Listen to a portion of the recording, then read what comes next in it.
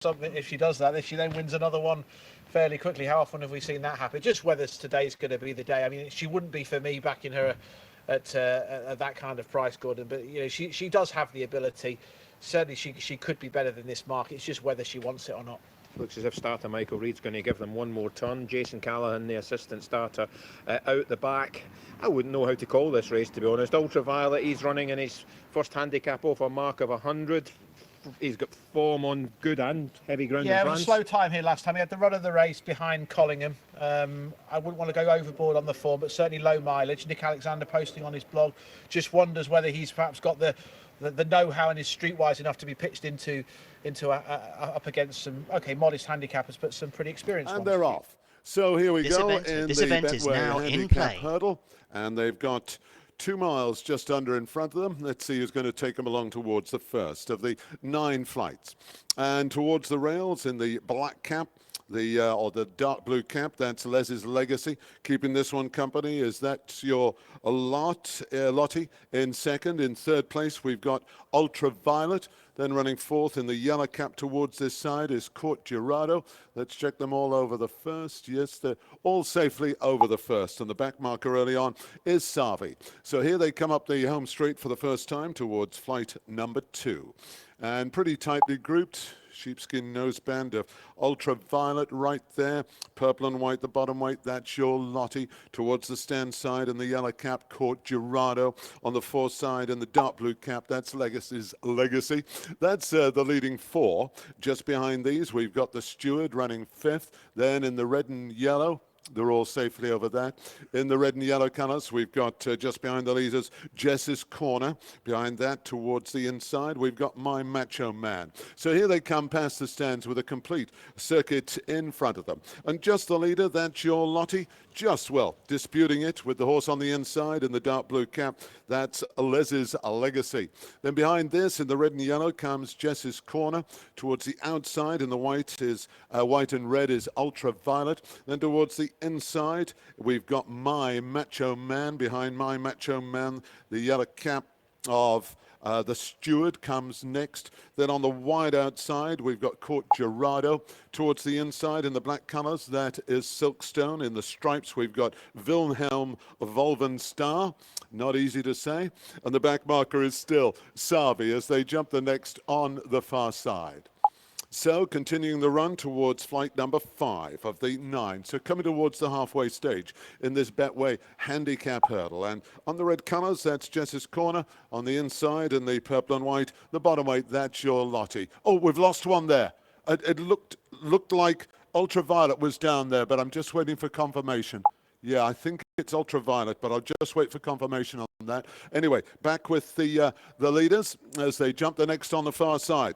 And it's Jess's Corner who has the lead from the bottom weight. That's your Lottie. Then in third place with the yellow cap towards the outside, we've got the Steward. Behind that in the black cap towards the inside, we've got Les's Legacy. On the wide outside in the yellow cap, that is Court Girardo. Then tracking these, we've got My Macho Man. Behind that one comes Wilhelm Volvenster.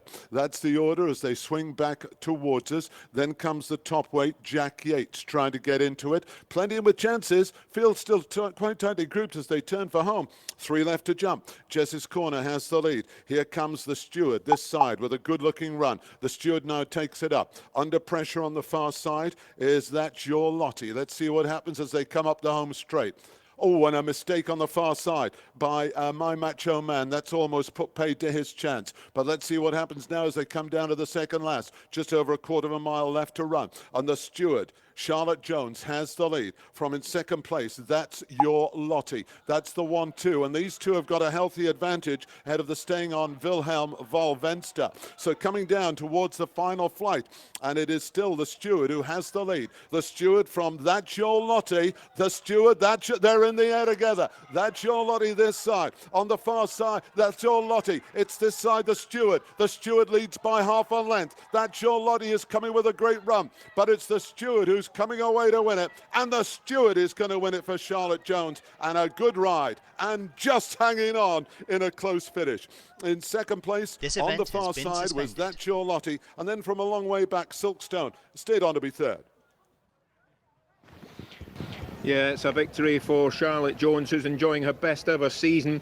Jimmy Moffat, the trainer of the steward, that's your Lottie, finishing in second. There'll be celebrations at Katie Scott's yard tonight because the mare has finished second and led up today by Abby, who is celebrating her 21st birthday. So Abby's going to have some night when she goes back. She'll be delighted with that second placed effort with That's Your Lottie. Silkstone has stuck on for third.